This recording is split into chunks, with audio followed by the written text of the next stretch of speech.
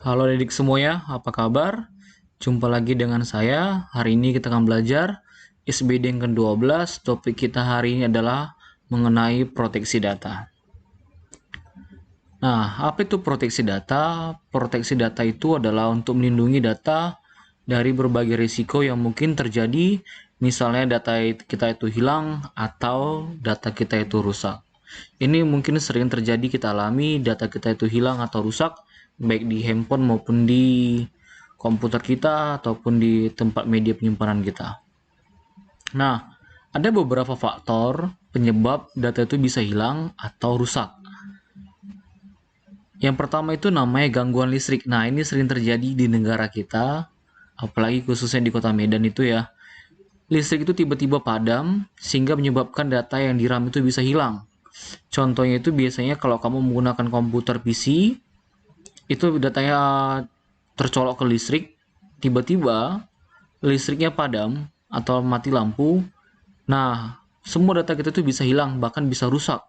Contohnya pada saat ini kamu lupa menyimpan atau kamu sedang mengerjakan tugas mengetik data di komputer, ternyata tiba-tiba listriknya rusak atau padam, maka data tadi belum sempat tersimpan, maka data yang tersebut bisa hilang. Itu salah satu gangguan, ancaman dari kenapa data kita itu bisa hilang.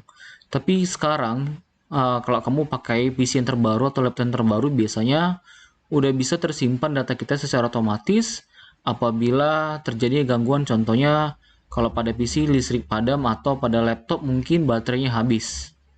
Nah, sekarang udah ada fasilitas yang lebih canggih lagi, dia bisa menyimpan data yang terbaru apabila terjadi namanya gangguan. Yang kedua, ini ada namanya kerusakan disk atau kerusakan memori seperti kamu lihat pada gambar ini.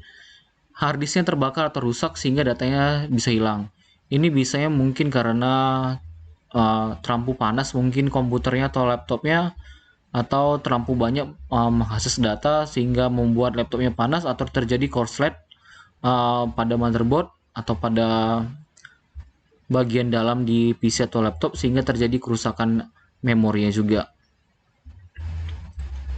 Yang ketiga, itu bisa juga karena kesalahan perangkat lunak. Itu bisa namanya terkena virus.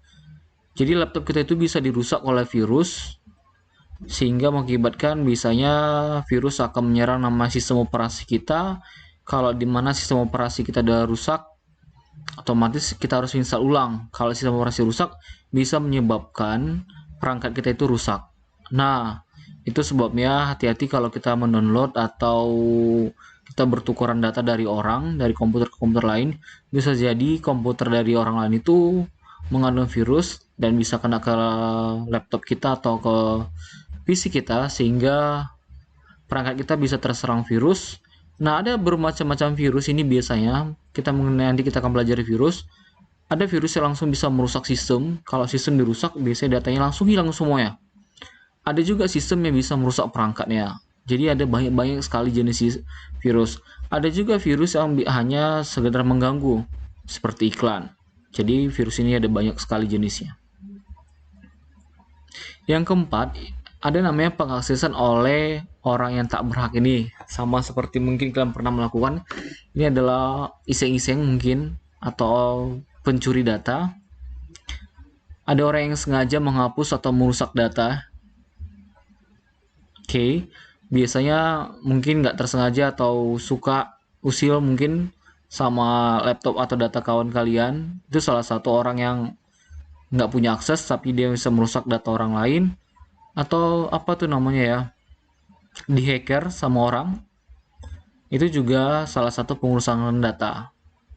Nah, ada juga orang yang ada mengurus data itu cuma iseng atau juga memang betul-betul niatnya merusak. Ada juga orang yang mencuri data, itu juga salah satu namanya perusakan data. Yang kelima itu kemungkinan terjadi adanya dua orang atau lebih menggunakan data yang bersamaan. Yang dia tadi, pengaksesan data dilakukan secara bersamaan. Kalau kita lihat di gambar ini sehingga terjadi ini contoh, boleh kamu lihat di gambar ini ada komputer ada banyak ini 1, 2, 3, 4. Oke, ini ada beberapa komputer. Nah, pada saat bersamaan, mereka mengakses satu data itu ada di tengah-tengah ini. Pada bersama mereka mengakses data, sehingga data tersebut yang di tengah ini itu bisa rusak. Karena apa bang? Pengakses datanya itu secara bersamaan.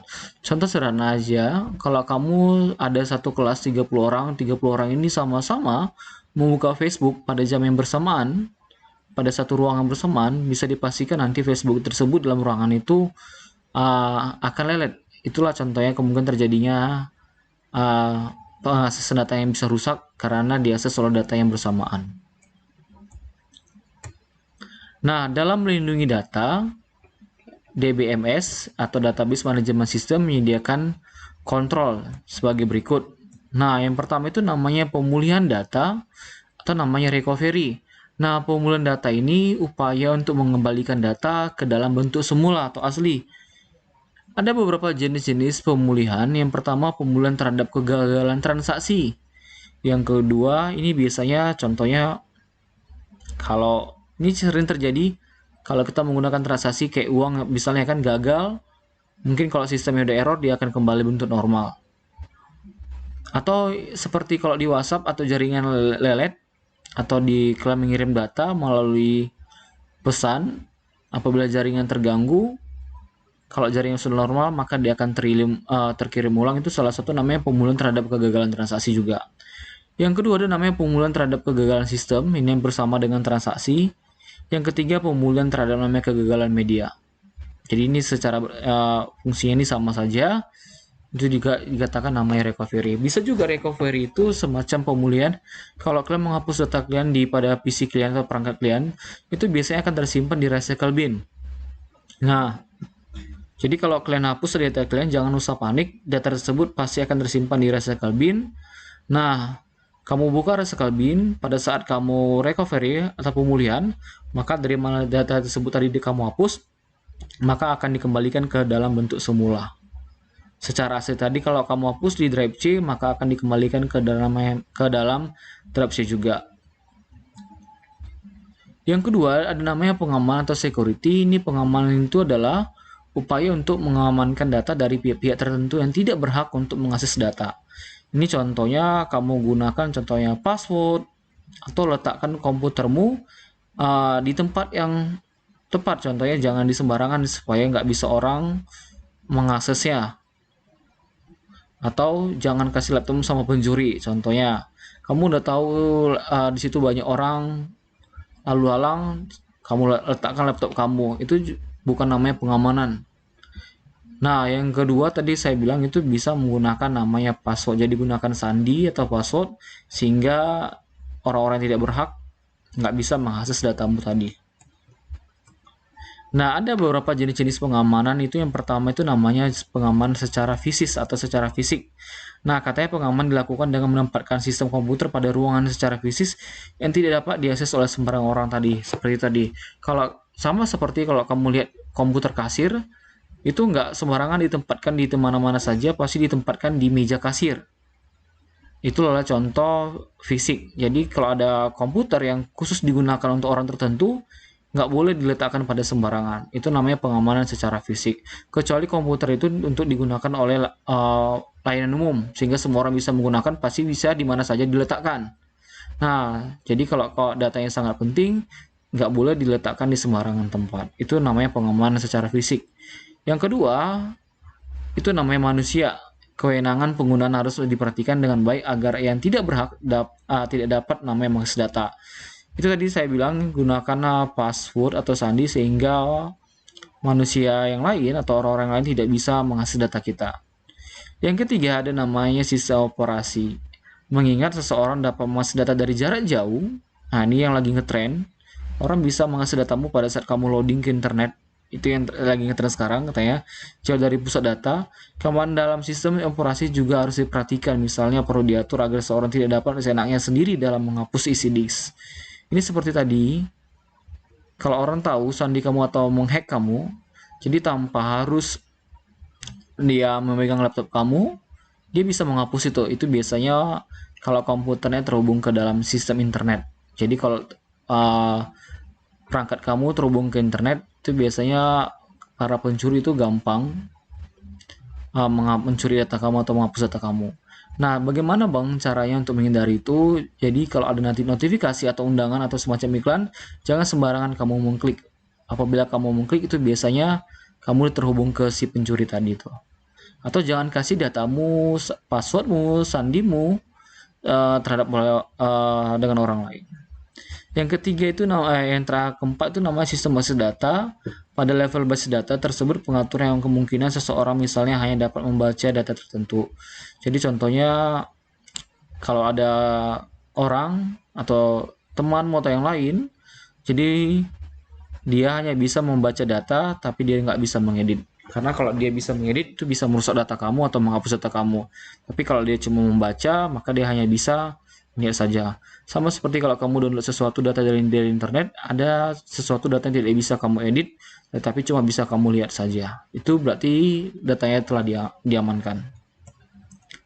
Nah, ada nama integrasi, ini boleh kamu lihat. Integrasi itu menyatakan keakurasian atau keabsahan data dalam namanya basis data. Jadi datanya itu semacam data ya asli pada saat dibagikan. Baru ada lagi namanya konkurensi. Konkurensi itu adalah sejumlah transaksi yang diperkenalkan untuk mengakses data yang sama dalam waktu yang sama. Jadi semacam akses data yang telah diberikan. Kalau integrasi itu berarti keaslian data. Nah, pelajaran kita hari ini nggak begitu sulit.